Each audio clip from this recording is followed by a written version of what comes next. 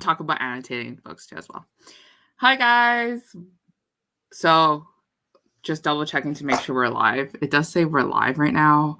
I'm going to click back into my broadcast. Okay, good. We're live. So far there are 5 people watching. Hello guys. Welcome to our first ever live show. I guess this is our book club name is Thoughts on Historical Romance. I think that's what our group chat is called. It's a great name. I'll keep it as that. That's our club pick. That's our club name. Should we just wait for more people to see if they'll join us and give them a couple of minutes? Yeah, we can do that. Can we ask people who are currently viewing what they're reading right now and what they're loving? Yeah, of course. So I want to know what you guys are reading because I will probably buy them all.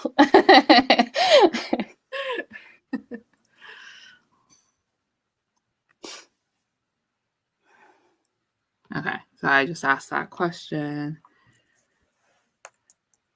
And I'll leave it up here. Okay.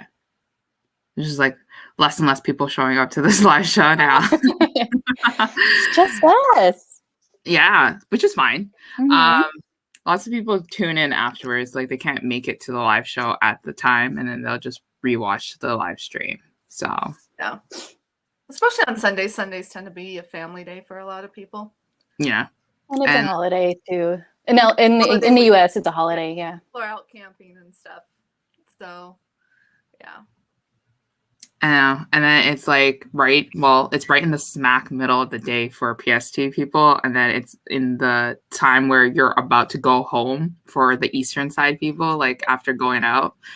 So I can see why, it's not a great time. But I rewatched the live stream, I guess, that we're doing. It's an intimate engagement. It's actually just a self-indulgence for all 3 of us to get together. It was actually just an excuse for us just to talk. I don't think we've ever seen each other face to face. No.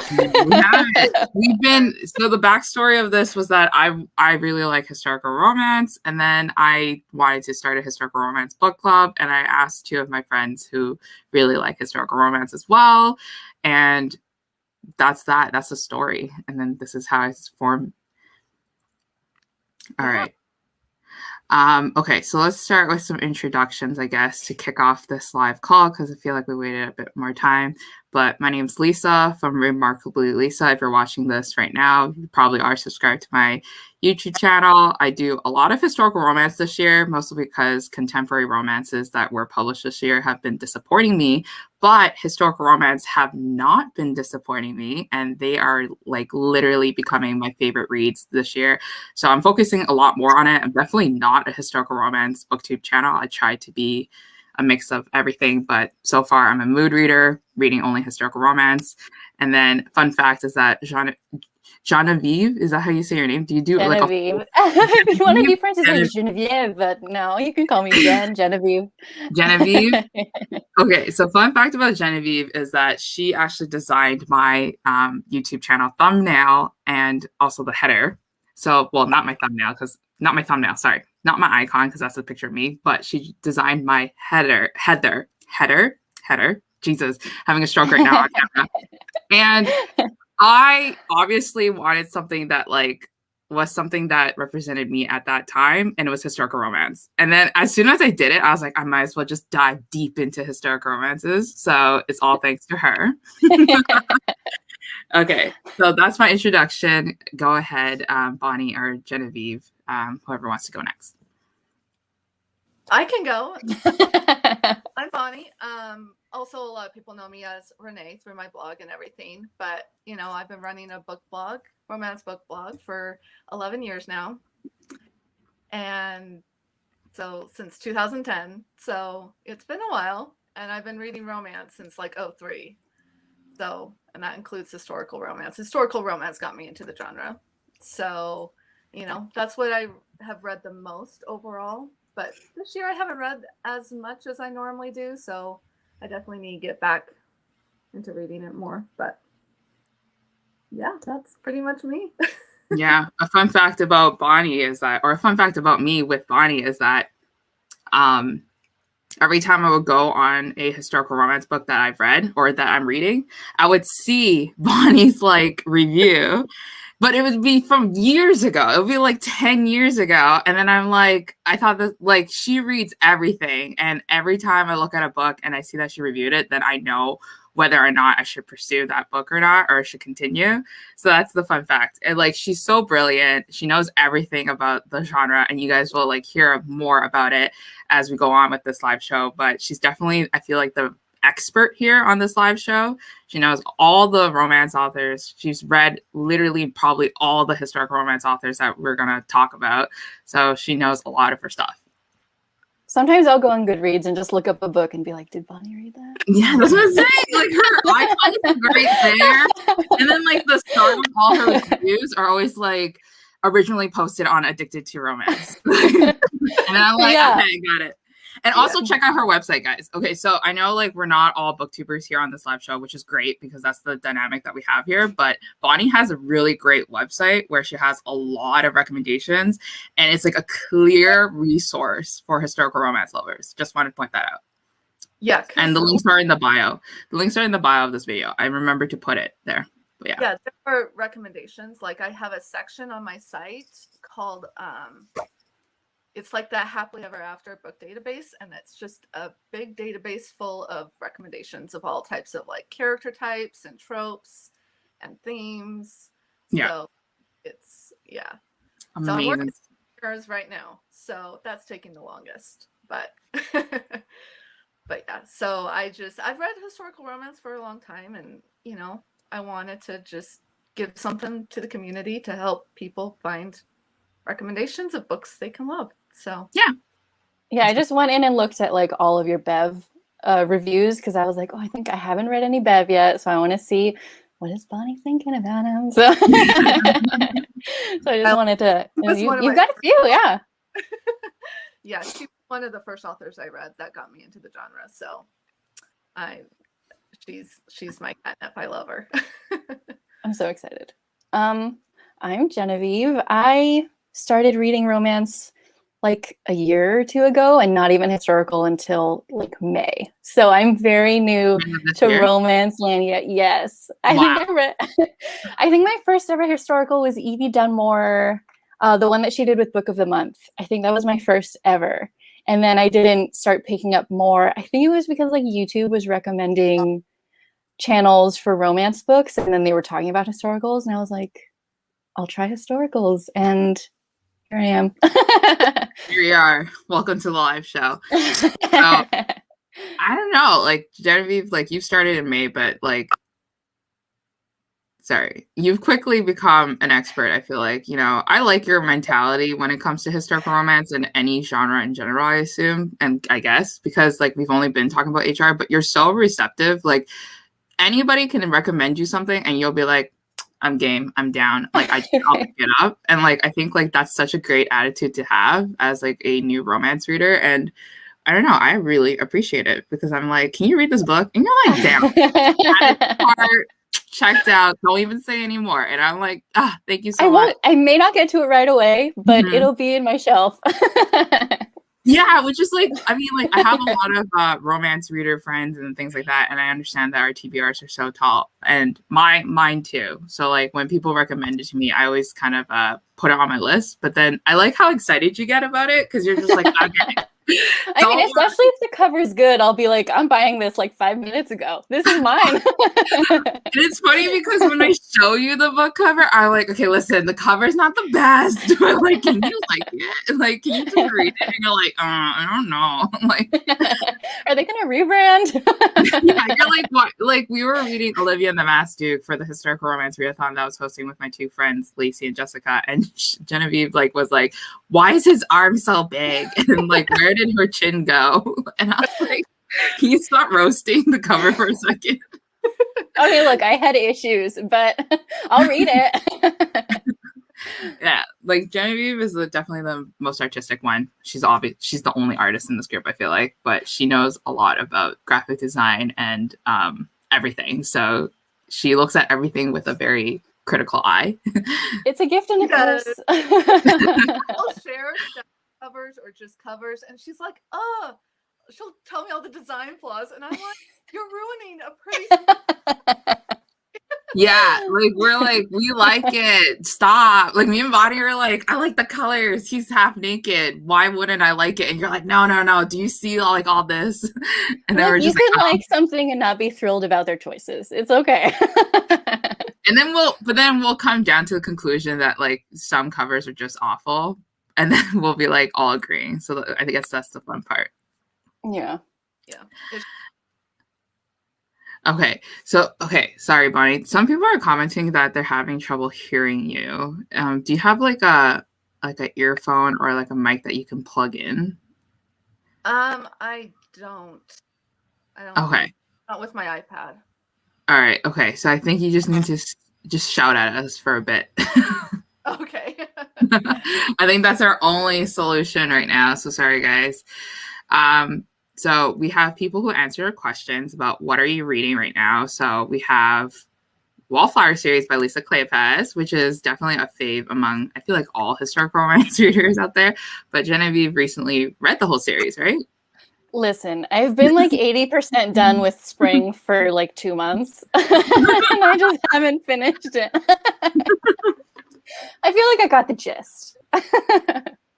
Like, you know what's going to happen? Genevieve also, like, so you should follow her Instagram, which is like a Bookstagram account. Put the links in the bottom of the description of this video also as well. But she recreated the covers for the Wallflower series, and she's amazing. It's amazing. I love it so much. So definitely go check it out. They were super fun. Yeah, it is. It's so cute. And you did it as you went, like to capture everything. So I like that too as well. I actually haven't finished the Wallflower series. I read 2 out of the 4 books, and which 2? I think Autumn and I think and Winter, obviously Autumn and Winter, but I haven't finished. Those are I was gonna read it for a video, like I was gonna reread Winter and reread Autumn, but then afterwards, I saw a lot of people do it already, like read the whole series, and then they did like a whole vlog on it, and I was like, like it's not a new idea. So I was just like, maybe I'll just read it, then slip it into a like September wrap up or something. Maybe if you like put a different spin on it. Maybe if there was like another series that was also a 4-part or like a seasons or something, maybe.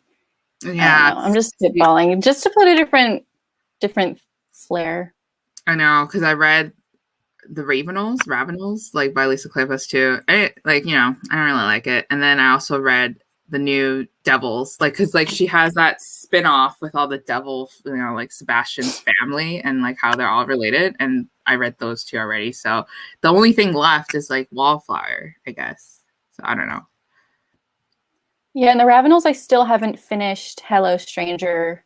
And then I don't even think I'm gonna read Cold Hearted Rake. I feel like everyone like hates that one. So I'm like the least excited to read that one. Hello Stranger is my least favorite out of the whole series. Just yeah. It's not my favorite either. I love an Irishman. I'm very into him. Had it been for the hero, I probably would have DNF'd it. I don't know why. I just didn't like the main female heroine in Hello Stranger at all. She just like it. Her character is built up in Marion Reborn, I feel like, and then in Hello Stranger, it's just like flat. Like it just went downhill. Like I was I was excited for her, and it ended up not being what I expected it to be. Yeah, I feel like there's like a general lack of exciting stuff that's happening in it, I think. Mm-hmm. Yeah. I think it just doesn't have as much going for it as all the other ones do, because they're both generally like new characters. Yeah. And so somebody's reading Olivia and the Masked Duke, and I actually have the second book in the series, Pippa and the Prince of Secrets, that Genevieve will probably destroy the cover of once she takes a better look at it. No, it looks, from what I can see, it looks cute. Sure. I know you're gonna say something. Let me see what you can say about maybe her pinky, because her pinky looks like it's cut off a little bit. So maybe you'll say something about it. But Olivia and the Masked Duke was the first book in the series called Lady Charlotte's Society of Angels. It's It's from Grace Calloway. It was our group pick for the historical romance readathon. I don't know if all three of you guys, or all two of you guys, because I read it. I think Genevieve read it, right? Like, I have it. I haven't read it because I was in the middle of her Wanton Wager by the time the historical romance readathon ended, so I didn't get to catch up to it. Okay. But I have it. I have every intention of reading it. And as is the case with everything. And did Bonnie read it? That one, no. I haven't read the author yet. Oh, okay. Yeah, she's an indie romance author. So I liked Olivia and the Masked Duke. It was like a Woman of Color. She's a BIPOC author. Love it. On my list, though. Like, I plan on reading her for sure. She's just, there's a lot. So there's a lot. Like, if you were to look at my want to read shelf on Goodreads, you might go run away and hide because it's so big. So, Yeah. Grace is definitely very spicy. So if anybody wants like a spicy historical romance author, you need to check her out. Like her series with her Wanton Wager, that one, the first book, what was it? Something like, I don't know what the first title book is called, but that was so spicy. It was my first Grace Calloway book, and I was taken back by how spicy it was. I started with her Wanton Wager because you said it was Hades and Persephone, and I was like, I'm there. I need it right now. I liked it. We got a dark and a mysterious hero. So lots of people reading Grace Calloway, lots of people reading Lisa Kleypas, Love in the Afternoon. Love that series, or love that one. I don't know. I get confused between Lisa Kleypas. That was the last one in the Hathaways. Isn't that that's the one with all the animals? Is it Beatrix? Yeah, Beatrix's story, I believe. Okay, I haven't read that one yet. Yes, it is Beatrix. Yeah, and then writing the letters and falling in love with someone wrong. That's not for you. Or like pretending to be someone, like, yeah, catfishing. But then, yeah. Maiden Lane series. Somebody's reading the Maiden Lane series. That series is good. I've read two of them. Oh, okay. And I'm very into them. It's so good. I need to read it. I read I read the first one, and then I jumped to the third one because it was the sister of the one in the first one. So I felt like that was a pretty good transition. But now I have all of them. So one of my best prize lots that I got from eBay was Elizabeth Hoyt Maiden Lane series, with all of them except for one having a step back. All of them had a step back except for one. But it was fine because I think I got it in the end with a step back. I'm not too sure, but like, it's my most prized possession. It was worth the money that I paid for it. Plus the shipping. The shipping was horrendous.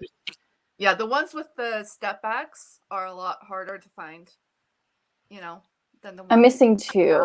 Yeah. I think I have most of the other ones with step backs. So You know what pisses me off, like cheeses me, is that I love Tessa Dare, and I didn't realize it. Like back then when I was reading Tessa Dare, I didn't care. I didn't think too much about step backs until my friends influenced me to like think about step backs. And I didn't realize that Tessa Dare's like Spindle Cove series and like all the other series had step backs.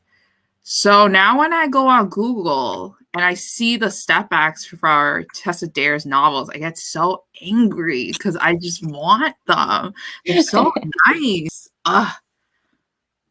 Yeah, I like some of her books, and some of her books don't work for me. So when you say don't work for you, like what's the lowest rating that you've given her? Like 2? I think one of them I actually DNF'd. Okay. Which one? Spill the tea. When a Scott ties a knot. Oh, I like that one. I'm looking forward to that one. Okay, Genevieve, I really like that one. It was the one book that made me like Scottish heroes. Oh, really? Okay. Yeah. So here's the thing about Tessa Dare and my reading taste. Okay, I have to be in the right mood with her. If I'm not in the right mood, I won't enjoy it as much because of the way she does modernisms in her dialogue and things. Mm-hmm. It kind of turns me off from. It just takes me out of the story more.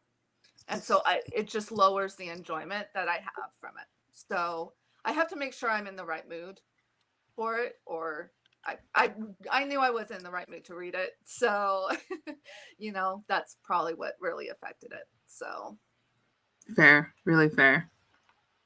Yeah, I found that I like her Duke Meets Girl series, Girl Meets Duke series, but I was reading is it Romancing the Duke? And I was not as into that one. So I don't know if it's like a series thing or what, but yeah, I didn't like that one as much. It's not every book of hers. Mm-hmm. Like, not every book has. Some of them have more of that focus than others do. So, like, her, her Cove series, I love. I think I 5-starred every one of those books. So I loved it. That's exciting. So, it's just some of her other books since then, since that series has just kind of not just been for me, just because of how I prefer my historical romance to be. So yeah, I've definitely have one book from her that I didn't really like, that I felt like, is this a Tessa Dare novel? And that one was actually The Wallflower Wager. It was about the girl with like a lot of animals, and is she it was Penelope? just, Is that her name? how do you remember people's names so well? Yes, it is Penelope and Gabriel. I had to search it up on Goodreads just for now, but that one I just didn't really like, because I felt like our female character was just a little too crazy with her animals, and I didn't find it cute anymore. For some reason, not for some reason, but I have a theory. I don't like too messy characters, like type B characters who are just too, doesn't know what they're doing with their lives. I feel like, of all of them, she's the most like manic pixie dream girl. Like, I don't know if that's rude of me to say, but I feel like of the three, that she fits the bill the most for that. But like, the reason why I don't like those characters, I think, is because I read to escape. I don't read to read about characters that are like me, who are I'm a mess. I can't read a mess. I read the Eve Brown novel by Talia Hibbert, and I was like, this girl this sounds too much like me. I can't do this anymore. And I'm like, so I was like judging her, but I was also judging me. So that was my problem with that one. Yeah, I think for me, the more I see myself in a heroine, the more I like it. So if I can really some parts. Yeah. If I can relate with her and connect with her, she's gold for me. So it's all about the author being able to connect the heroine to me, because when you read a book, you imagine yourselves in those characters. So I like to imagine, when I read, that I'm experiencing what they're experiencing, There was one, The Sum of All Kisses by Julia Quinn is forever the one book with the main heroine that is kind of like me, that I really enjoyed, mostly because I think the heroine at one point said she wanted to die. And I love like depression jokes like that. No offense to anybody who has depression right now, but like, I have a dark sense of humor, and I just love that one so much. Me and too. He was so he was so grumpy and stoic. And at that time, like, I liked a guy who was very grumpy and stoic. So I was just like, I love this book so much. So I could relate to that one. Yeah, I love that book. That book was so good. Chef's kiss. Yeah. This is why I think that Lillian is my favorite wallflower, because she and Marcus are like the most like me and my husband. She's like this mouthy broad, and he's just more like restrained and reining her in. Yeah. Yes, I love those type of books where, she's just the right amount of wacky, and then the hero has to be like, can you like chill for a bit? Like, just chill. Like, let me calm down. Just calm down. I think that's kind of like long suffering. Like, okay. He's like, I love you, but you need to calm down. Like, the energy is too strong right here. Yeah, that's kind of how my current read is right now. Because the hero. What's your current read? It's the Linda Brode book. It's the Western book. What's it called? Cowboy of Legend. Mm-hmm. So she's basically just trying to fight against like people that sell alcohol, and like, because she sees a lot of her friends are wives of husbands that beat them or neglect their children and things. So she's trying to fight for women's rights back then, because it was not you know, it was late 1800s, you know. Yeah. And so she's just trying to fight against, you know, to get women to be able to vote and to be able to own property and things like that. So she's fighting against it, and the hero owns a bar. So it's kind of like, you know, he's like, you're acting so crazy, like chill, like calm down. You know, so it's kind of like that match because she has so much energy and fiery spirit, and he's like so like relaxed and calm about everything, you know. Yeah. That sounds great. So Charles is here. If you guys don't know who Charles is, he's one of my friends, and he just insulted me by saying, I didn't love Do You Want to Start a Scandal? How rude. It's one of my favorite Tessa Dare novels, literally what my channel art is built upon. So thank you so much, Charles. I just wanted to pull him out just for a second. Oh yes, Amanda Quick with Ravished. A lot of my friends have read this one. I'm not sure if Bonnie read it. I'm sure Bonnie probably read it. I think I read that like 10 years ago. Or like maybe even longer, because it's not on my Goodreads, but I swear it sounds so familiar. Yeah. Like I've read it before. So I might do a reread just because it's been so long. Because like from the time I started reading romance till like I had a blog, there's like 7 years of not marking down anything I read or tracked or anything, because we didn't have that stuff back then. We didn't. Yeah. You know, you kind of just had to go off your memory type of thing when Goodreads kind of got created. So, you know, that's kind of, it's one of those books that I'm pretty sure I read, but I don't remember too much of it. Mm-hmm. But I read a lot of it. So, yeah. There's a lot of uncharted territory, I feel like, for all of us, where we just never knew Goodreads existed, or like we just never bothered to do Goodreads because we're like, we're not a serious reader. And then like a bunch of books just never get categorized. You never know what your true feelings were at the time when you were reading it because you never marked it down. Mm-hmm. Yeah. Okay, so thank you for letting us know all the books that you guys are reading right now. So for this book club, which is a very casual one, like I would like to say it, mostly because I'm super casual, we decided to pick up Julia London's A Royal Kiss and Tell. I believe that's the title of the book, if I remember correctly. Yes. Does anybody here, other than me, want to give a synopsis of what this book is about? Or we could piece it together if nobody wants to say it. I feel like there should be at least a content warning on this book because I had no idea going in, and the synopsis is so coy about the content of it. It says that Leo is like investigating something. Wait, let me find the exact words. Oh gosh. A contemptible scheme. But like low-key, it's human trafficking. So like why are they like being so coy about it? I feel like if I had known that up front, I would have been more prepared for it, because I feel like the tone in this book was kind of like all over the place. There were parts I definitely loved, but then there were parts where I was like, oof. Well, you didn't love it at all. Like it was like kind of just like there, and you're like, oh, okay, I guess we're doing this. Yeah, I have my tab right here where it's like the big reveal. It just says "damn." Like I didn't think that would be it. Mm-hmm. And like, okay, and then when it goes deeper and you like it's more nefarious, it's like double damn. Like what the hell? Why is this like this? I agree. Like just looking, continue, Bonnie. Here's the thing about historical romance. Their blurbs or their description of the book is horrible sometimes. It can be so vague and not tell you a thing about the book. So it's like, you know, you kind of just have to go in. Sometimes when you read historical romance, you're just going in and you're going to have an adventure and you have no idea what you're going to face a lot of times, unless you read a lot of reviews and stuff. But if you don't like any spoilers, then it's like you kind of just, you know, it's kind of like picking up, you know, a magic ball and you shake it and you don't know what you're going to get out of it. I feel like also a big problem with this is that the people writing the blurbs are not the authors. So they don't necessarily know what's in the book. Like they'll just get like the high points and they'll have to build something desirable around that.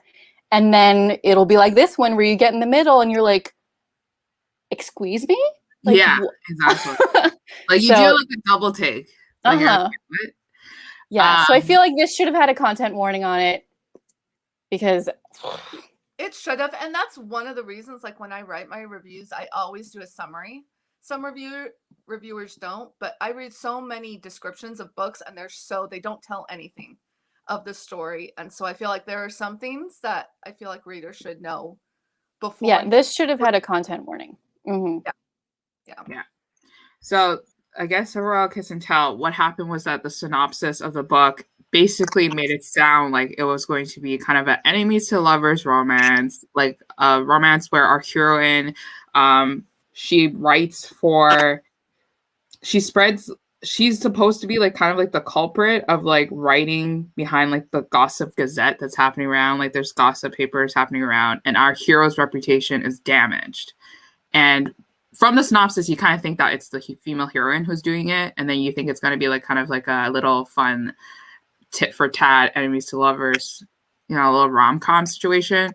But we soon start to realize I feel like even page 1, at least from what I was listening to the audiobook, I felt like from page 1, we knew that the plot was going to be a lot more complicated than what the synopsis kind of entailed. I never read book 1. I said that I wanted to read book 1, but I listened to like 10 minutes of book 1, and I knew it was going to be one of those reads that was more complicated than imagined. And I would like to know Bonnie's thoughts on this because I'm not sure if I had read book 1, if I would have a different perspective of the character. Because I feel like when you get to like an airy character like this, you kind of don't like them when you first meet them until you're in their head. And I like loved her from the get-go. To be honest, from the first book, I was not a fan of her that much. Because of her personality, it can come off as being more vain, and that's not really something I respond to in a character. So I was like, okay, how is Julia London gonna do this for me? So at first, when I first started reading it, I'm like, I'm really not liking her. But then about 30% in, I was hooked.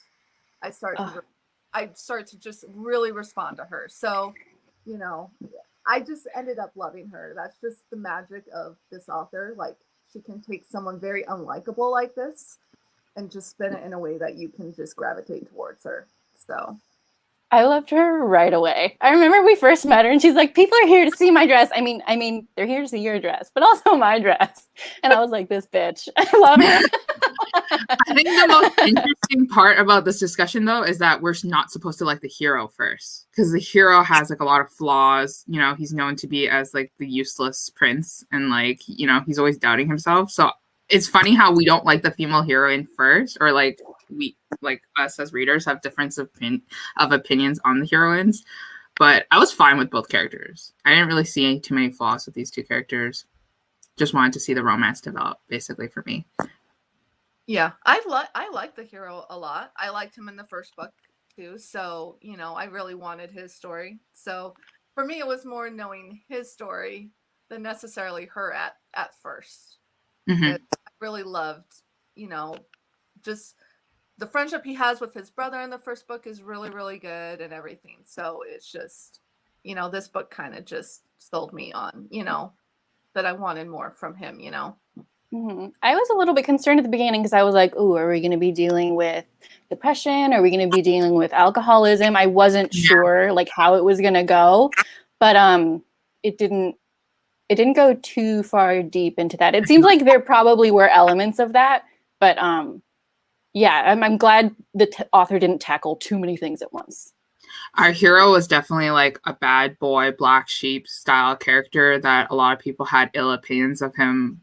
And he had to deal with a lot of stuff that was happening, like a lot of drama that was just kind of layering on top of his reputation. So usually with those type of characters, sometimes they're like really flawed to the point that you wouldn't even want to read about their stories. But then when you get to their stories, they have like the author is able to spin it around, and they're able to have a redemption. Yeah. So that's what I really liked about this, is just seeing them kind of, their different personalities just clash at the beginning, and I liked that, and then seeing it definitely evolve into something deeper, between them. There were so many times at the beginning where I was like, "Girl, read the room. You need to stop." Yeah. She was definitely different from the other side of the book, which was like the darker underlying plot, the mystery. She was like talking about dresses and everything, but then literally like he's like, what the frick is happening? Like, why are all these servants like, doing this X, Y, and Z? And then she's just like in her own world. The enemies to lovers aspect of it, I felt like it was like very strong. Like it was good. If I were to be honest, for the first half of the book, I just did not vibe with our characters at all or the storyline. Like I just did not care. But there was like the pivotal change where we see our two characters get together and like have that spicy factor that I really enjoyed. And that's when I fell in love with the book more. And that's what bumped my rating up higher. There's a nursing back to health trope, but like he wasn't really nursing him back to health, but she fell sick. And I was like, oh, is this a nursing by health? Because Lisa could have used this in her video. And then it didn't pan out. And I was like, okay. Yeah, it was like she was like feeling sick and he was getting really protective, alpha hero, aggressive, like trying to like get down to business, like wondering why she's so sick. And like her peoples were like, no, just stay out of the room. I got this. And I was like, all right, fine. He could have done something though in that room, like a wink wink, like a not that, but like, the other stuff. And there were at least 2 scenes where I was getting like super strong Pride and Prejudice vibes. Like they were at least 2 that I took heavy notes. Like this is like full on, is this Pride and Prejudice fan fiction? Because I feel like it could be. Yeah, just the first half of it was like that. And then the second half kind of just had a shift, in like the storyline and their relationship.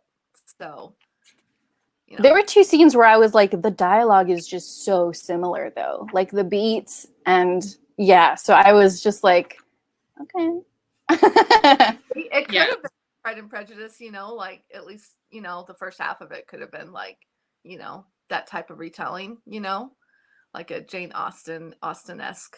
Yeah, it had elements of that, and it also had elements of Emma, and it was like a cross with Bridgerton. So it was like a lot of stories that I really liked a lot, just like mixed together. So I was like, okay, I could be in here. Yeah, I guess that's the magic of Julia London. This is my first Julia London historical romance novel. So I read her contemporary romance novel, really enjoyed that one.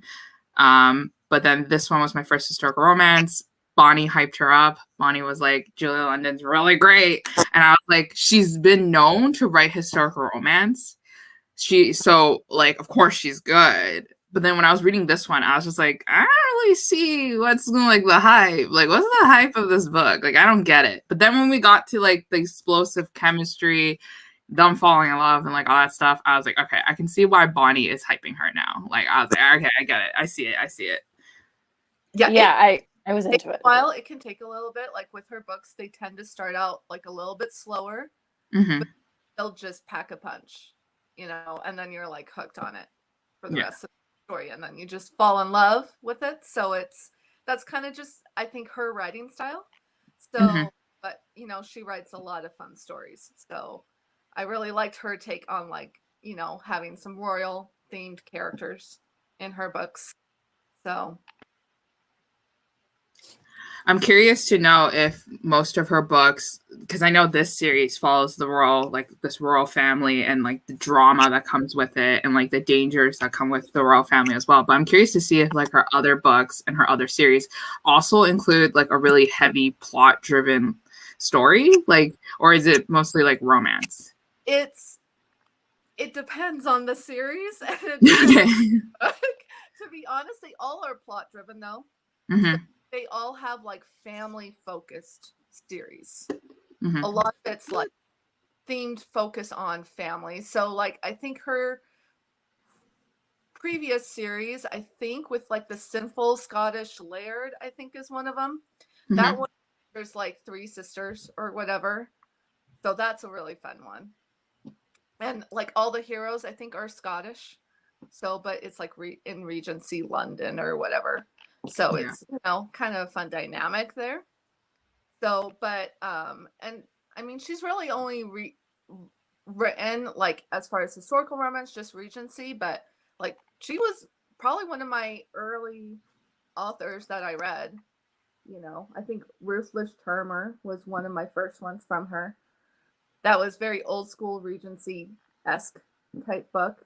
Closer to like what Stephanie Lawrence used to write, like with like similar to like Devil's Bride type of, you know, vibe to it. So lots of more detail in all of like the setting and the clothing that they wore, just, you know, really set the stage more for it, because that was like, that's how a lot of Regencies used to be written. Is, yeah, you know, they like to really describe everything that was going on, you know, and just make it feel more, you know, like you were going back to 1800 England, you know. So that was kind of like the style of writing that, you know, older Regencies used to have. So I want to know if this series is done. Is there going to be a 4th? Like, is Beck going to get his own book? Because I thought that Beck, because it's kind of like they're all siblings. So I kind of had the impression that Beck could have a story. Am I mistaken? Okay, I saw a new cover of hers, a new cover that is coming out. I think the book's coming out February or March of 2022. But I think it's a new series, so I don't know. Because I have all 3 of these. I definitely want to go back and read the first one and then read the third one. But I was like, hey, I love the dynamic that all of these characters have. They're definitely like siblings, and I would like Beck to have a story. I don't know. Maybe he has a small. Maybe she put a small story in the third one, A Princess by Christmas. Maybe Justice for Beck. He needs his own. Who knows? I mean, I haven't read that one yet, so it could be in there. But I think I saw that she has a new series out or something. Maybe I could be wrong, but I think so. So, yeah. Okay, so what was our rating for this book? If I never updated on my Goodreads yet about like my rating.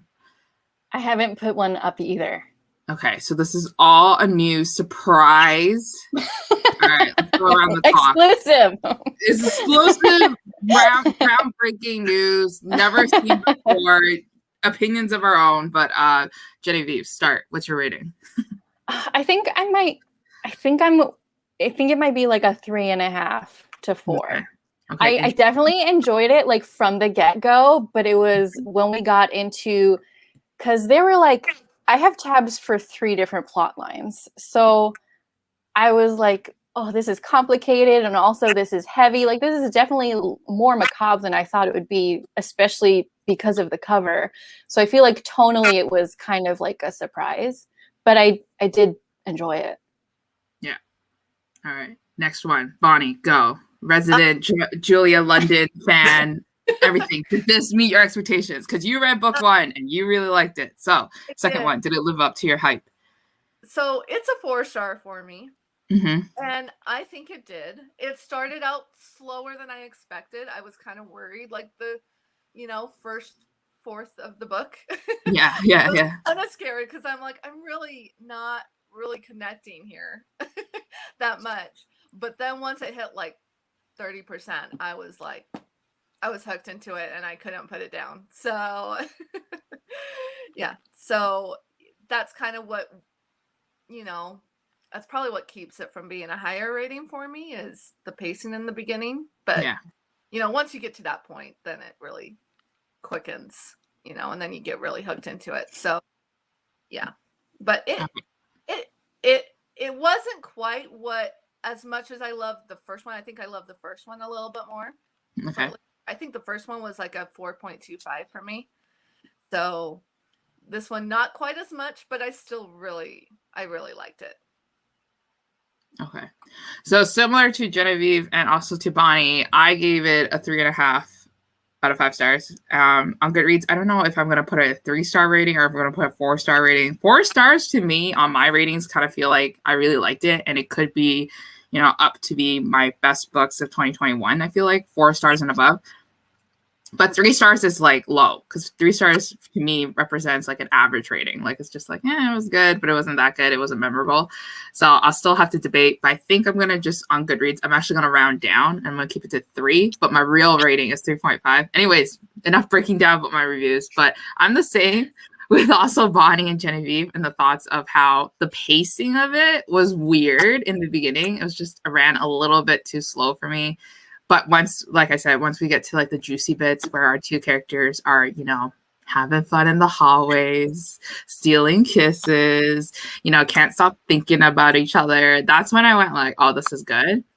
And then for historical romances, when it's like very heavily plot driven and it's a complicated plot, such as this one that involves like villainous characters and also like literally like something horrible happening, then it draws my attention away from the romance a bit.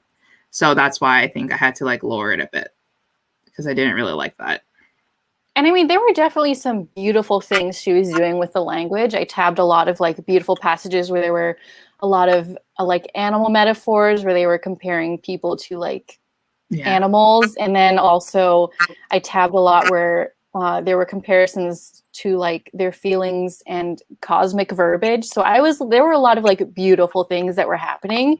I feel like it was just a little bit tangled because again, we were keeping track of like 3 different things that were presented to us, at least on the back cover, that I was like, okay, then I need to see this in the story if it's back here. So I just feel like some beautiful things, but a little bit everywhere. Yeah. Yeah, I agree. Yeah. It was a little bit, just because I feel like there were a couple of like subplots to it that you're like, I don't know where this is going. Especially with the hero, there was so much going on that it was like, I mean, it was exciting and it was, it really pulled you into the story, but it was like, okay, where are we going? How is this gonna, end? Or, how are they gonna find their way to an HEA, type of thing. But I feel like that wrapped up super quick. I was like, is this gonna end on a cliffhanger? Because like we're almost done and like there's still stuff that I need to know. Agreed.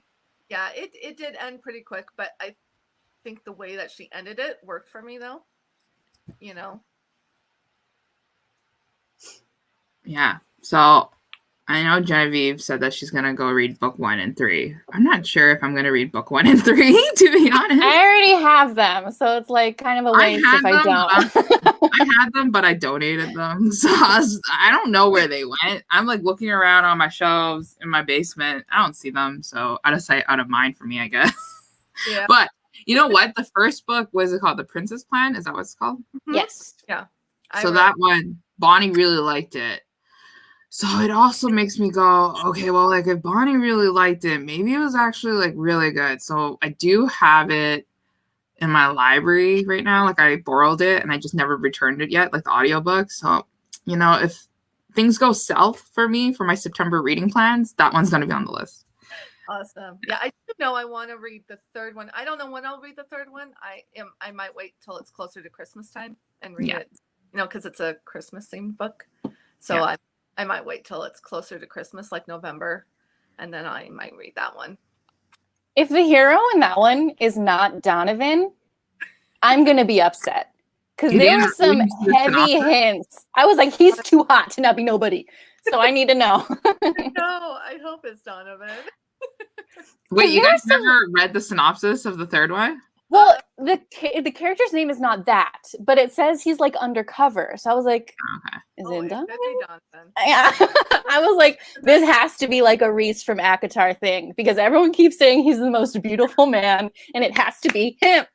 So I'm not going to spoil it for you, but I'm going to like look into like reviews just I know who the freak it is. If it's not him, it's gonna be like a Cam and Daisy situation where they have an amazing kiss and then they are not together. Yeah, Nobody has when spoiled I anything yet. read Cam and Daisy, it was a little disappointing. But then when I read Daisy's book, I'm like, okay, I'm okay now, you know, because I felt like she fit more for Matthew than she fit for Cam. Kiss. I know that kiss is amazing. Yeah, So I need the hero to be, if it's not Donovan, like, I don't know. it's going to be upsetting. I tried to like, look for spoilers through Goodreads reviews, just like a quick glimpse. I see nobody spoiling anything, so I think everybody's just keeping a hush hush tone to it. Yeah, that's that. We don't know still. We gotta find out. We gotta read to find out. I'll keep you guys updated. Yeah, spoil us in our group chat on Instagram. We're like, I know who it is. I need it to be him. There were too many. Like when we first met him, I was like, Hubba. I love him. He was the one. Especially when she was like his forearms and his rolled up shirt sleeve. I was like, you don't mention forearms if he's not coming back. You don't pay that much close attention to a side character if they're useless in the end, you know? I need it to be him. You know. Water dancer girl, thank you. What was the point of including that Daisy plus Cam scene? I don't know why. To be honest, like I look back and I'm like, I don't understand. I feel like it may have been like a retcon. I feel like maybe she was leaning that way and then she decided she had another idea for Cam. I don't know. She might have. Who knows? Because it was hot. Like HOTT hot. I wanted them to be together. Yeah, maybe she just had a different idea for Daisy. You know, she never really said at the time when the book was published why it changed. She never, explained it. So that's kind of that question in the air that, that I don't think she's ever answered. Maybe it's on her website. I don't know. But I would love to know why. Yeah. We'll always have that kiss scene, but I know. Okay. So that is it for our discussion of our group read. Great reading with you guys. I mean, it's not the end of our live, but like just like capping off the half mark where we're saying, all right, this is the end of us discussing Julia London's group pick. We do not have a next group pick set up. We do not even have a next group live set up. But what are we reading so far for historical romances or like current reads or TBRs of books that we want to read very quickly? Does anybody have anything? I'm going to get onto Goodreads if someone else is ready. I'm currently not reading any historical romances yet. This month I've done only contemporaries this month simply because I've been in a royal mood. I know our group pick was a royal romance, and I want to do a video where I talk about royal romances that I've read because I've read a few so far this year that I really, really enjoyed and I want to highlight them and give them some spotlight. But they're contemporary focused. So yeah. And then I have another video planned soon that will be released this month, but I just need to start reading it. It's historical romance related. So I do have a set TBR that I have to read. It's like 4 historical romances.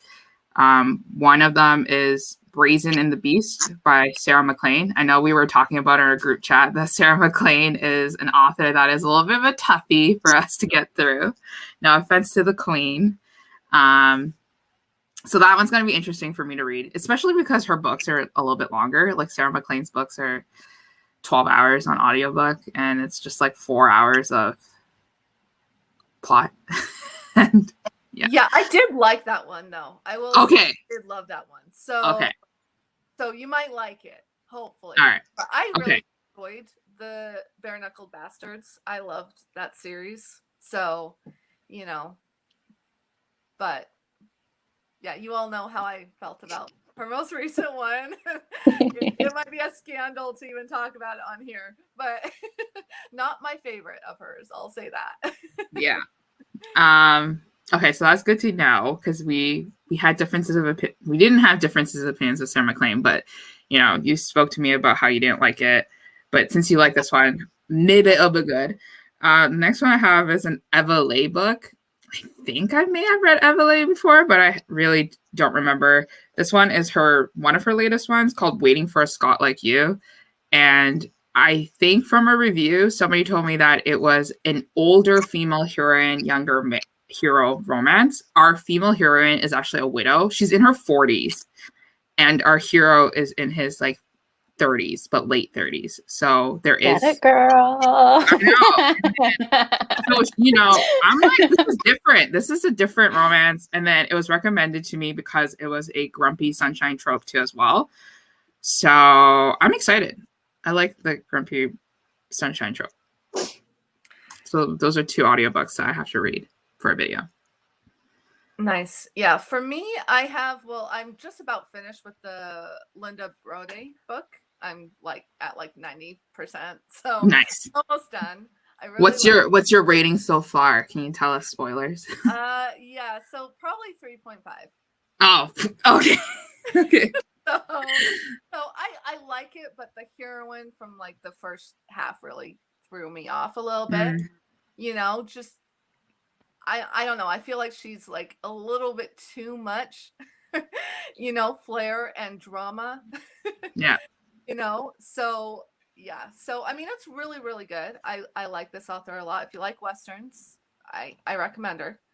But it's, I kind of had to switch to the audiobook for a little bit. And then once I got into it, I switched back to the Kindle book for it. But yeah, so I mean, I really like it. It's just, the first half kind of wasn't my favorite.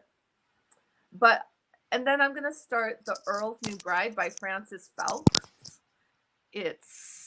I think it's through Entangled, but it was one of those like NetGalley backlisted books that I didn't even download back 6 years ago, and I'm trying to get through my whole list right now so I can get my percent. I'm at 99%. I am so close. Wow.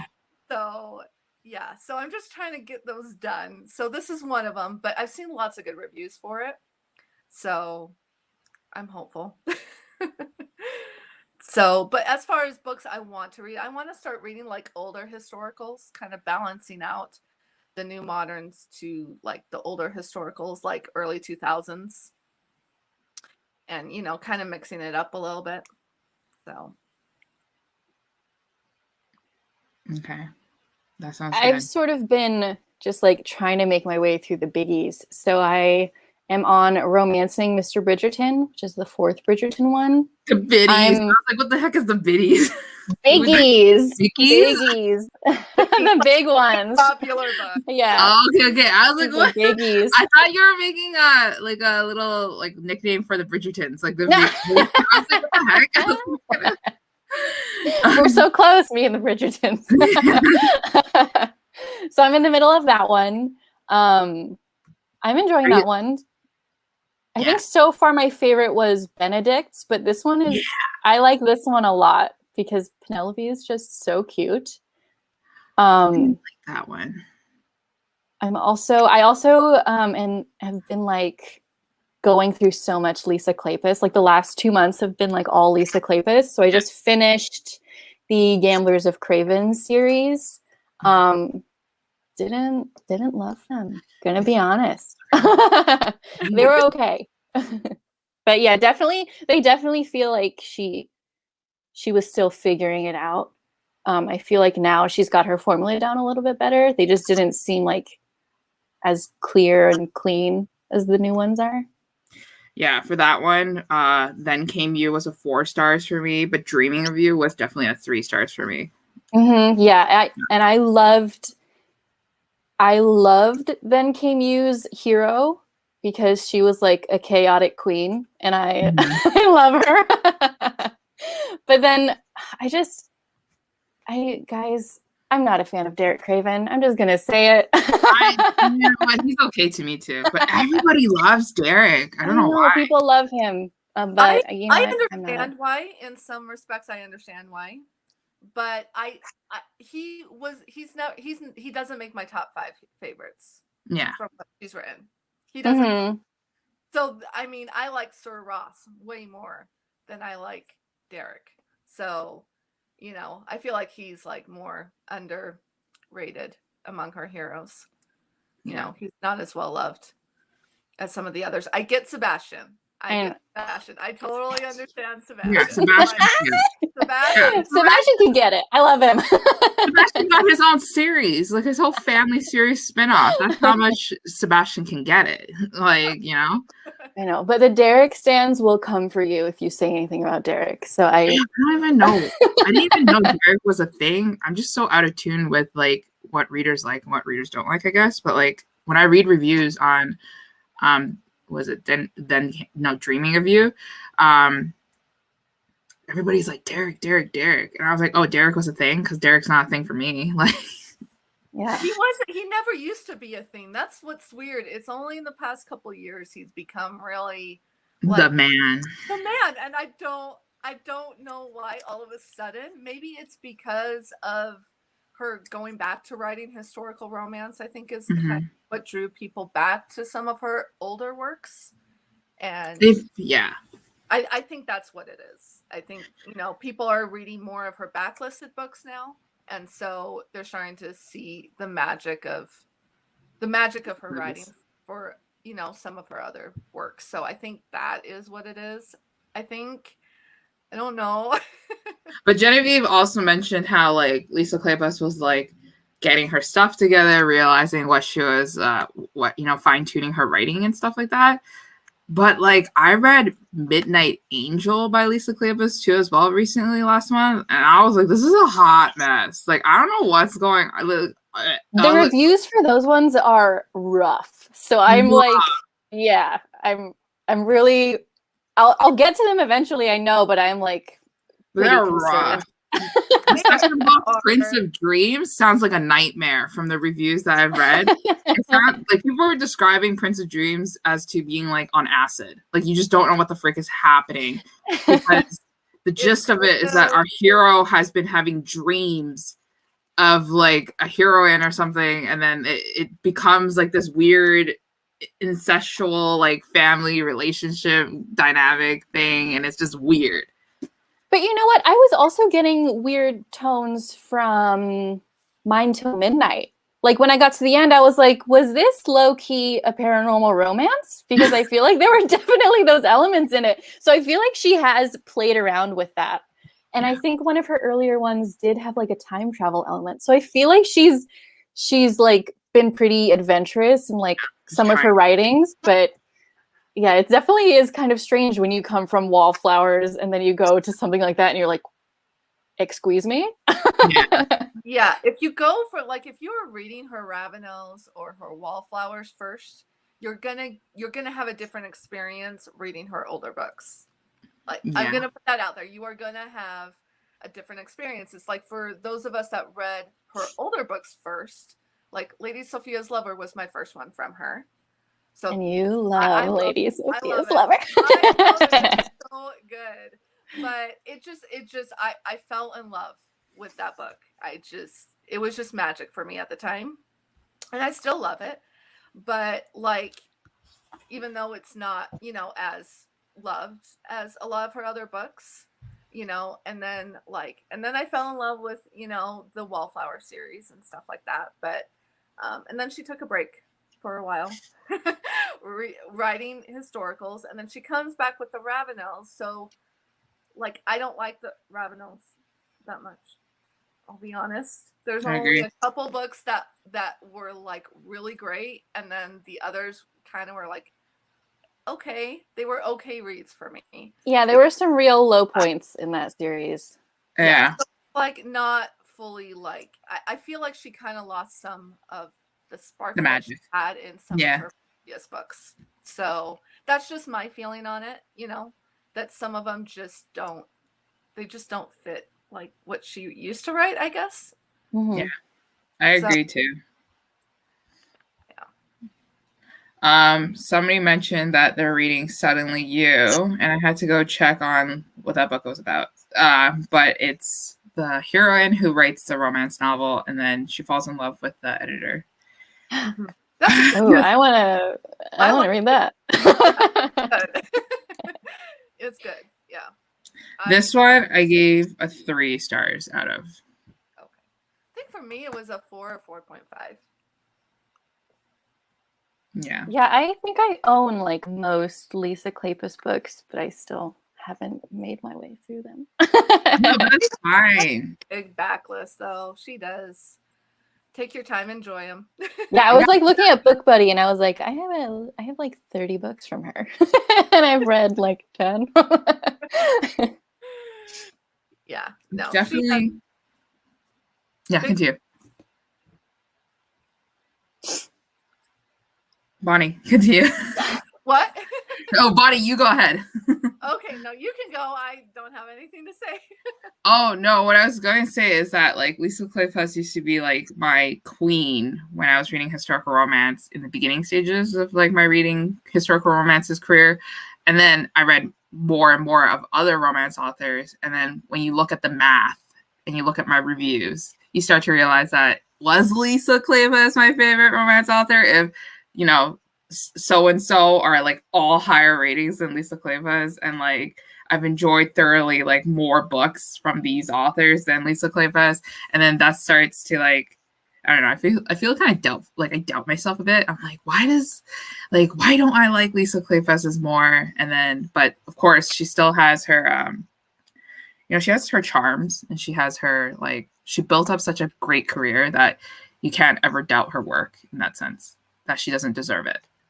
No, and she was one of my first romance authors that I read.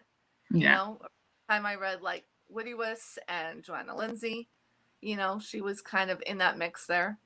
So, I really loved her work. Some of the older ones are kind of weird. Crazy. But I feel like that's with a lot of historical romances though. Yeah, back then some of them are kind of wild. They are like you kind of just have to take it for what it is, because that was the audience back then. That was like people wanted the crazy stuff, I think this is part of the reason that I buy so many historicals, is because I'll read the back and I'll be like, what now? I need this. Like, what is going to happen? You're going to take me on this journey? Okay, I'm going. Yeah, authors were much more adventurous, I feel like, as far as like makings of the plot, and things. I feel like they kind of went out there a lot more than people realize. Definitely. So, and they were longer too. So when you read older historicals, they're going to be longer than like 350 pages. Most of them. There's a lot of things that were done in the past with older historical romances that we normally don't see nowadays in the present. I think one of the things I don't see that much of is time travel. I felt like time travel was so big back then, but then nowadays, like the new romances, they're not time travel. And I'm just like, there's some good ones. There's some good ones, but it's not, that subgenre is not common anymore. Yeah. There are some subgenres that have kind of just fallen by the wayside. Yeah. And that's one of them. And I love time travel romance. Yeah, they're so fun. Coming from like a sci-fi background, yeah, I want to try some of those. I want to be here. I want to be there with the pirate on that ship. Like, take me out of here. Yeah, that's like, what probably made me fall in love with Lynn Curlin. She was my first time travel romance author. And yeah. I fell in love with those books because they're time travel back to like medieval England. So it's just like so much fun. Like, all the fun stuff that she introduces to that. So those were fun. And then Brenda Joyce did some time travel, witchy type to like medieval Scotland era stuff. And that was a lot of fun too. She kind of went all over the place, Brenda Joyce. She wants to world. More Brenda Joyce. Yeah, she's kind of out there, but she goes all over. So, all right. Any top faves from the genre? So, quick recommendations, I guess, for our viewers. I do like a lot of recommendation videos where I always like talk about the same books sometimes in my recommendation videos, because those same books just have the same tropes as like the specific trope recommendation videos. So you guys already know that I really like Lorraine Heath. I like Lenora Bell. I like Mayor Waddell. So check out my recommendation videos if you guys want some specific trope recs. But from the top of your heads, Genevieve and Bonnie, some that stood out to you. I haven't been in the genre as long as you guys, so I feel like I only know like the bigger ones, but I have been loving Eloisa James. I really like her Wilds of Lindo Castle. Never read that. Those ones are fun. I feel like those ones did a good job of like getting better as they went on. And then they like once you get to the end of the one, you need the next one. She does a really good job of like making you want to immediately jump into the next story. Okay, so I really liked that one. Because I have the whole series of that one, so it's great to have it back to back. Also, just like a side note, Eloisa James has a TikTok. She's so funny. She like, I don't know who's doing it for her. Maybe her granddaughter is doing it for her because someone's clearly filming her, and I don't think it's her. No offense to Eloisa, but she hops on those like TikTok trends that are like happening right now. She's so funny. She shows behind the scenes on her Instagram and also on her TikTok of like the cover shoots, and it's like hot. She's also like a English professor. Like she's the chair of like the English department in this university, which is amazing. So like half her job is to teach Shakespeare and the other half is to write historical romance novels. And she's just capable of doing so much. So yeah, it's really cool. And I feel like another one that I really liked, I do like the Tessa Dare Girl Meets Duke one. And I just have to give a shout out to Governess Game. I did see someone else talk about Governess Game in the comments. And I love this one because the character is mestiza, like myself. So that was like a really nice way to connect with her. And she like grew up on a ship. So she's teaching these girls to be pirates. And it's so cute. Oh, yeah, that's a cute one. I just love... like for historical romances, for some reason, I like governesses and I like children, but like the idea of me like having children right now, like that's not for me, not right now, at least. But in books, yes, give me a daddy who doesn't know what to do with his children. Oh, I have one for you. Have you read Christina Dodd? No. Okay. I have 2 Christina Dodd books. So read. I have some. Read My Favorite Bride by Christina Dodd. Okay. It's basically the dad is like a military officer, so he does 7 girls. Wow. Oh, this is a Sound of Music situation. Yeah, it totally is. Yeah, it's like a Sound of Music retelling, like beautiful. Like, and so the heroine is a governess and everything, but she has a past. So like she used to be a thief when she was young, trying to survive the streets and stuff like that. And then she got taken in by this really nice lady that taught her education and everything. And then, she just became, then they kind of fall in love or whatever. And then she helps him with some of his spy stuff. So it's a lot of fun. So if you like that type of stuff, I highly recommend it. So. She is an author that I have a few books of, but I haven't read before, but I am excited now. Very excited. Yeah, she does a lot of governess books. So nice. If you like that stuff, I love governess romance. So, she does great. But yeah, some this of my one, yeah, this really one good. sounds exciting because The Sound of Music has the original daddy. So I want to try this one. Yeah. You really should. I think you guys so yeah. All right. Bonnie, what are some of your favorites? The legendary expert that has basically read everything off our TBR pals. Okay. So Puddles on the River by Kathleen Whittiwis. I feel like it's one of her least like read books, but I feel like if you're gonna start with that author, that's the best book to start with. Because from what I remember, it's fully consent. Yeah. So when you said Kathleen Whittiwis, I was like, but are we gonna softer? It's like a very sweet book. So it's, the heroine's an indentured servant that got kidnapped from England, brought over to like the American colonies. And so the hero is like, he's a shipbuilder and he's a widower. So his wife passed away, like, I think a couple years previous. And he has a 3-year-old boy to take care of. So he's just looking for someone to take care of his son. So he buys her contractor or whatever, and they kind of just fall in love. And like, there's so many sweet, tender scenes. Like, it's like I feel like it's one of her best books because it's just, you know, it's just. What was the title of that one again? Petals on the River. Okay. Yeah. And then my second one, I love it. It's technically 4 books, but it's a whole series. So it's the Outlaw Hearts series. It's a Western series. It's by Roseanne Bittner. And it basically is like an epic love romance. So it basically, the whole series is like encompasses 40 years of their marriage. So the first book alone is 20 years of that. So yeah, I think I bought the first one on your recommendation. Yeah.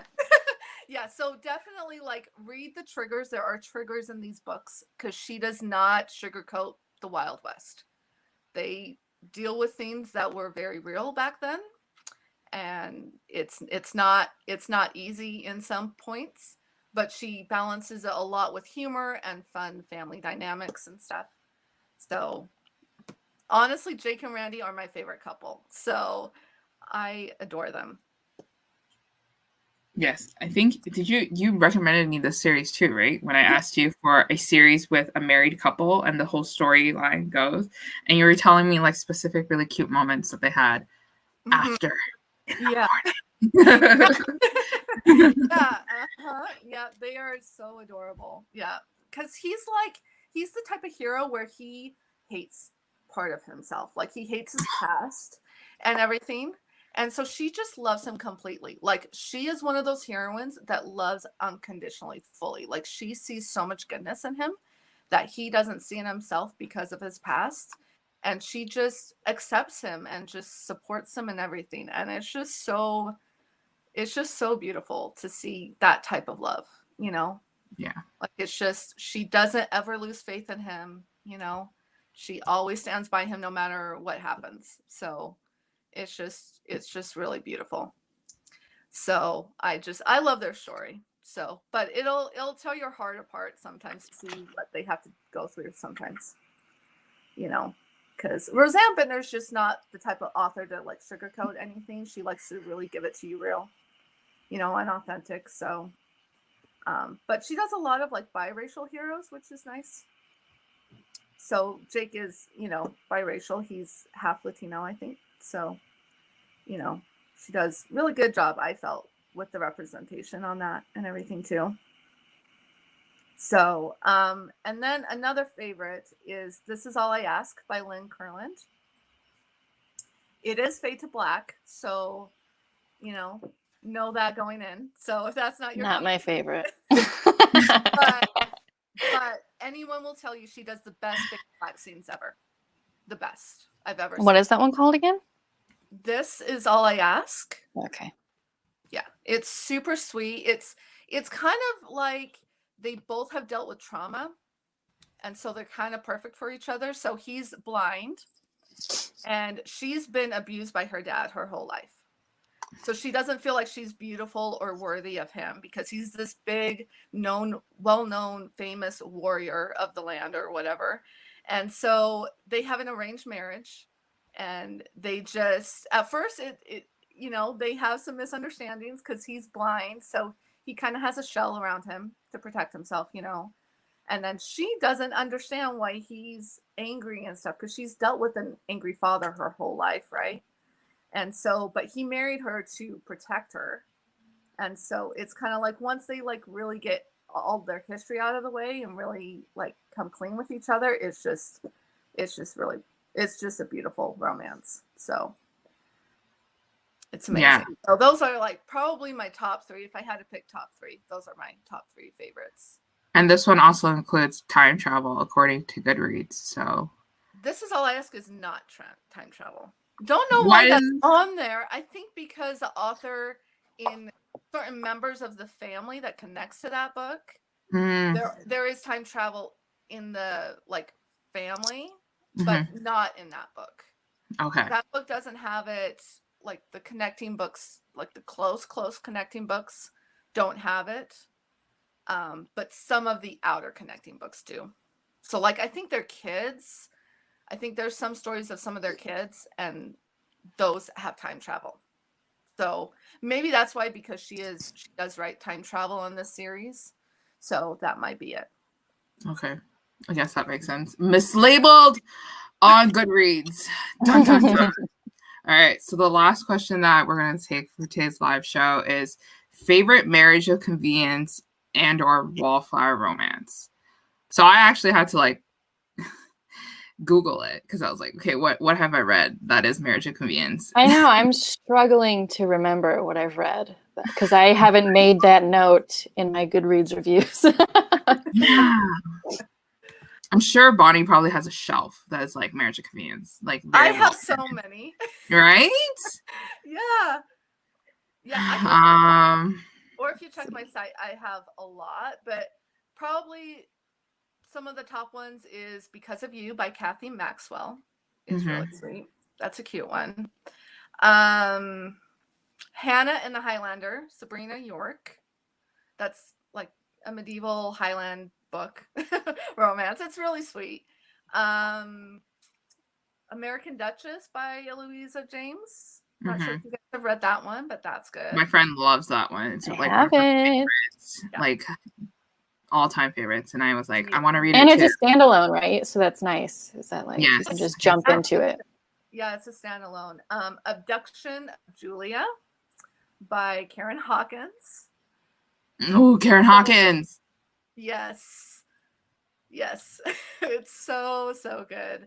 And like then there's Slightly Married by Mary Balog or Below or however you say it. Balog. I don't know. I pronounce it Balog. I'm not sure. Yeah, I don't know how to say her last name. Wrong person to ask because I don't even know how to say Eloisa for like the longest time. I kept saying Eloisa and my friends were like, no. And I'm like, what? I was like so confused. That's a few of Marriage and Convenience, but there's a lot of them actually out there. Yeah, there are. It's a very popular trope in historical romance to use. So, you know, I love it. That's one of my favorites. Yeah. So I love like Marriage and Convenience or Arranged Marriage is probably one of my favorite tropes. I want to do a video where it's like tropes that work in historical romance that don't work in contemporary romance. And one of them is like that. Like, I feel like, you know, getting married from a scandal just wouldn't really work too much in contemporary romance simply because, like, what? Like, you're gonna, because the rules and the laws of now present day, you literally get married and there's a lot more legal repercussions that come along with marriage. So I thought that was interesting. Yeah, I like seeing a couple where they're almost complete strangers and they have to get married or whatever, you know, because it's law or it's the culture or it's, you know, family arrangement or whatever. And just seeing them fall in love through that, you know, through that circumstance. Like Texas Glory is kind of like that by Lorraine Heath. That's one of my favorites from her. It kind of has that type of theme where the heroine doesn't really have a choice much other than she wants to honor her family pretty much. But they've kind of been abusing her a lot, almost all of her life. And the hero, really, he just wants a son. Like, that's what he wants. He wants someone to pass his legacy to. Because his brothers probably, they have no interest in his ranch or what he's built. So he wants someone to pass it on to. He wants a family. And so, like, at first, they are like, she's just so shy and reserved and doesn't talk. And she's, like, afraid of her own shadow.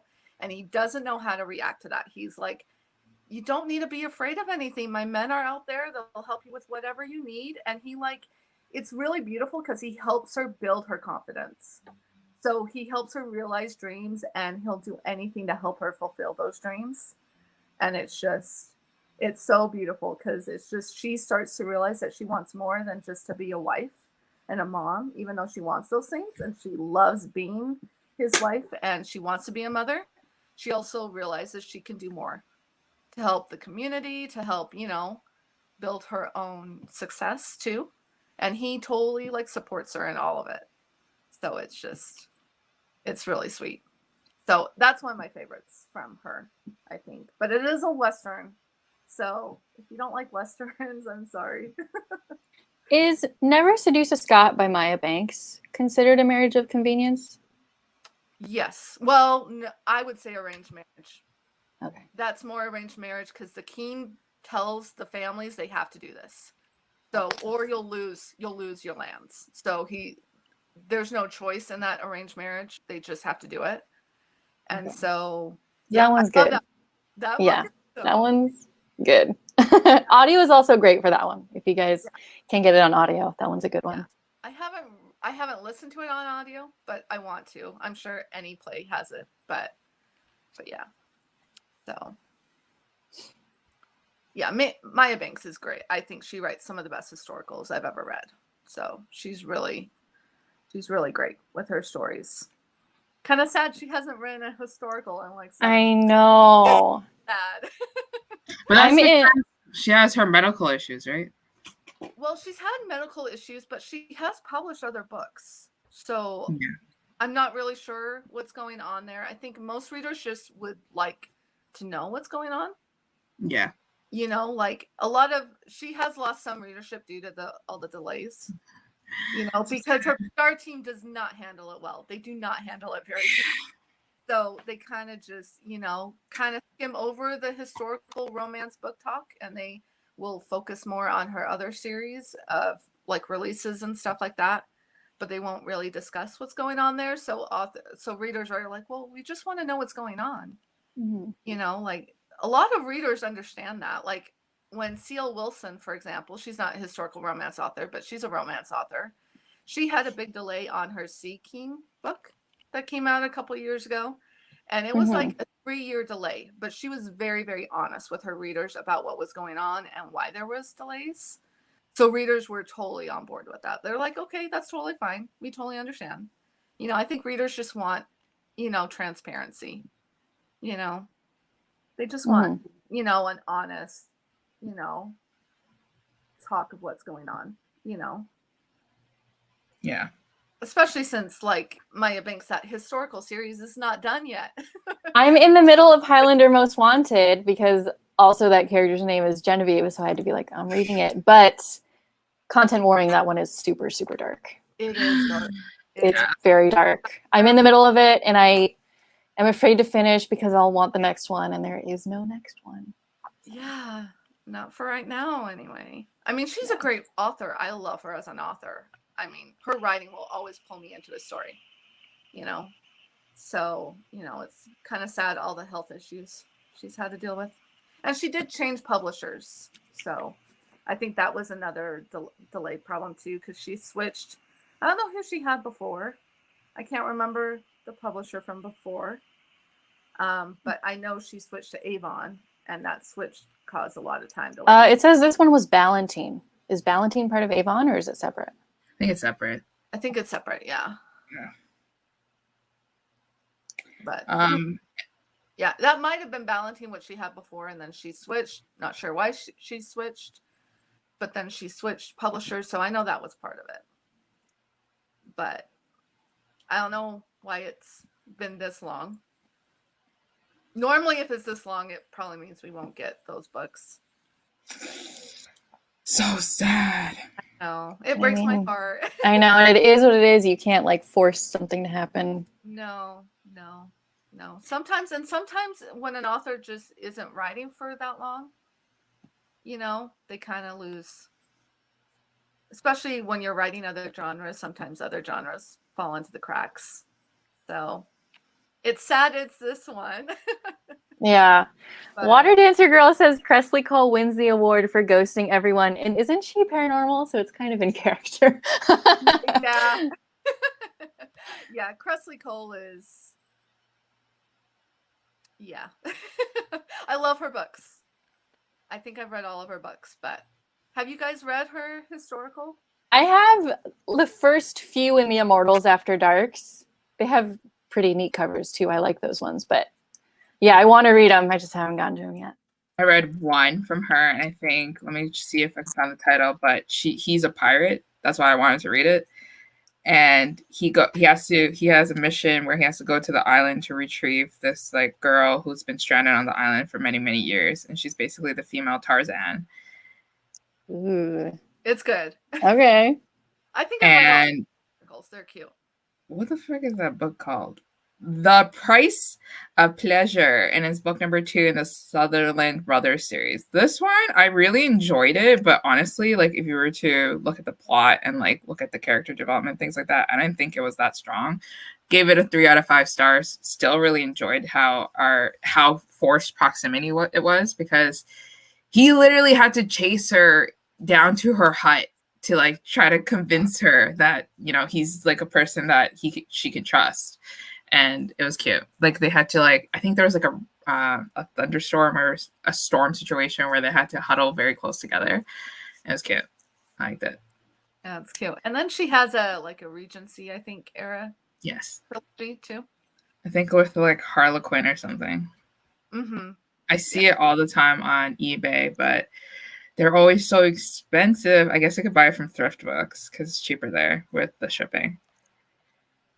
I have a love-hate relationship with thrift books.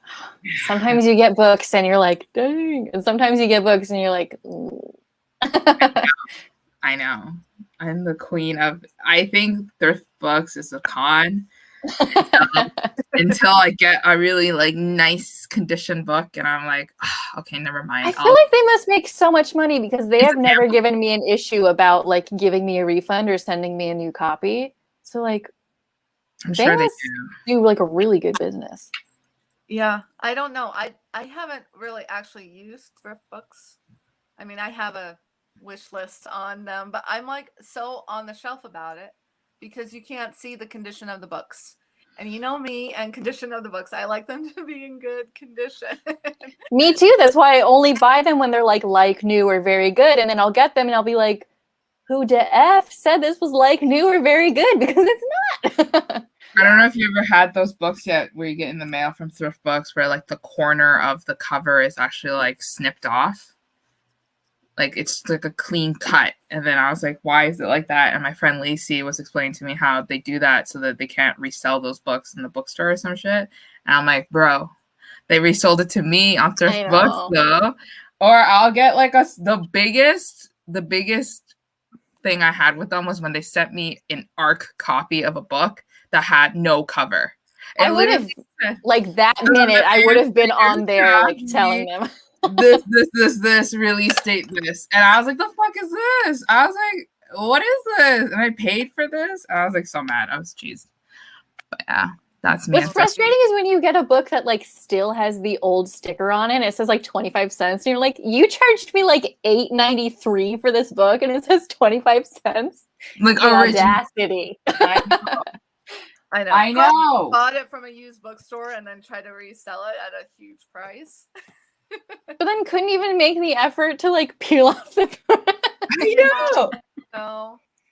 Yeah, that's what I like about eBay. You can look, most of them have pictures, and so you can see the condition of the book on it. So it's always like so fun though when you like look for historicals with the ISBN and then you're like trying to double confirm it's like the right edition. And then when you get that little green baggie, I don't look at what the label says of what the book cover is, what the book title is, because I want it to be like kind of like a surprise, like one of those mystery bags that you pick up at Claire's and then you're just like, what did I get this time? Or like, what did I order? And then you open along like the spine and then you're like, okay, does this one have the step back or not? You know, I see the spine condition, whatever. And then you open it up and they do have the spine and you're just like automatically like, I gotta try it again on thrift books. That's how they get me, at least. It's like my addiction. I just always gamble with thrift books. And I end up spending so much money there because shipping is not free for Canadians or international readers. The Anthony Bridgerton one, the Viscount one, I got a step back for that one. I mean, the rest of it was like not good condition, but I was like, step back. My series is complete now. Yeah, those ones are expensive, or they were when Bridgerton, the TV series, came out. Like they were selling them like so high at I eBay. know. Like, that And is ridiculous. I bought so many overlapping lots that I have like a second set that is almost complete with the step backs, and I'm like, what do I do now? You should probably put those on auction and, Yeah, you make money. That's how you put bids. That's what I'm telling you. You put bids. I have a complete set for the Bridgertons and a complete set for the Wallflowers and a complete set for the Gamblers of Cravens. And I'm just like, yeah. Like 2? I Mhm. have flowers. Sell it. And they have the step backs on those because they're the originals from when they were first. Because I read that series when they were first published. And so I still have the originals. They are in such bad shape because I reread them so many times.